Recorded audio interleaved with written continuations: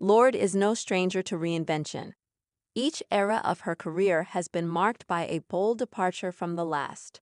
From the minimalist rebellion of pure heroine, to the aching catharsis of melodrama, to the sun-soaked detachment of solar power.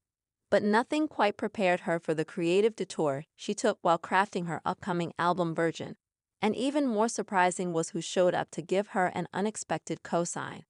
In a dimly lit studio in Silver Lake, Lorde was deep into the experimental phase, layering dissonant strings over soft trip-hop beats, whisper singing over industrial static. This wasn't pop.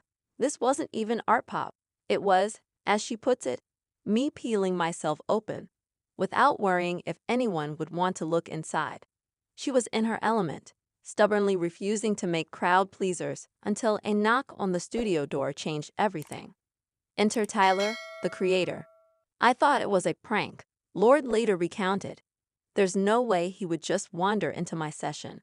But wander he did, hoodie up, headphones still on from whatever beats he'd been dissecting that day. The moment was surreal. Tyler had been in the adjacent studio working on something of his own when he overheard a strange chord progression, followed it like a bloodhound, and ended up witnessing Lorde hunched over her laptop, building what would become the opening track of Virgin.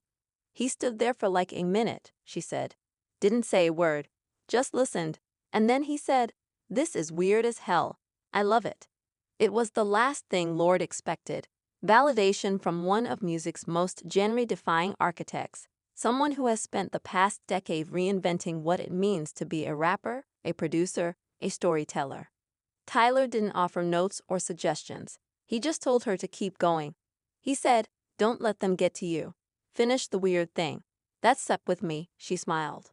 Lorde has never been one to chase trends, but even she admits that there's a voice in every artist's head that whispers about playlists, radio, metrics. With Virgin, she vowed to silence it. And Tyler's encouragement came at the exact moment when she needed the reminder that strange is sacred. The album, as she's described in cryptic snippets during recent interviews, is like underwater gospel with panic attacks. That's not an exaggeration.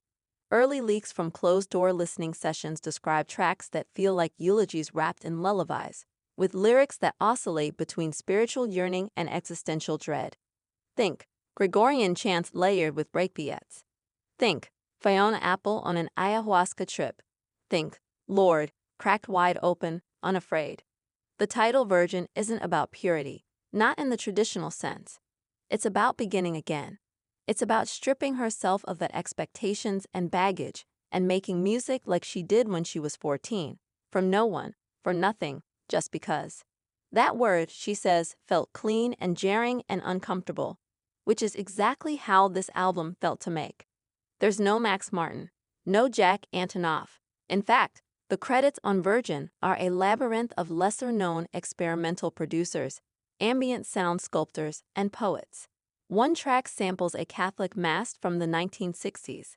Another features a voicemail from Lorde's grandmother, layered beneath a detuned harp and a bass line that sounds like it's melting. The response from her label was mixed. Some asked, gently, at first, if she'd consider including something more accessible for a lead single. But Lorde held her ground. Tyler's voice was in my head, she admitted. Finish the weird thing. So I did.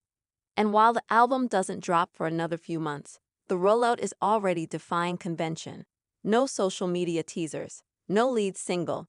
Instead, she's curated an IRL experience in select cities, listening domes where fans can lay down, eyes closed, and absorb the record in full. No phones, no screens, just sound. Some say it's a risk, but Lorde doesn't see it that way. I'm not interested in being everyone's favorite. I'm interested in being mine. It's a statement of fierce artistic independence, one that echoes the spirit of the rapper who wandered into her session and gave her that subtle nod of approval. And maybe that's what Virgin really is, the sound of someone unlearning how to be liked and remembering how to be true. As for Tyler, he hasn't said much since that moment. But according to Lorde, he sent her a voice memo a few weeks later. Just one sentence. "You finished the weird thing. Good."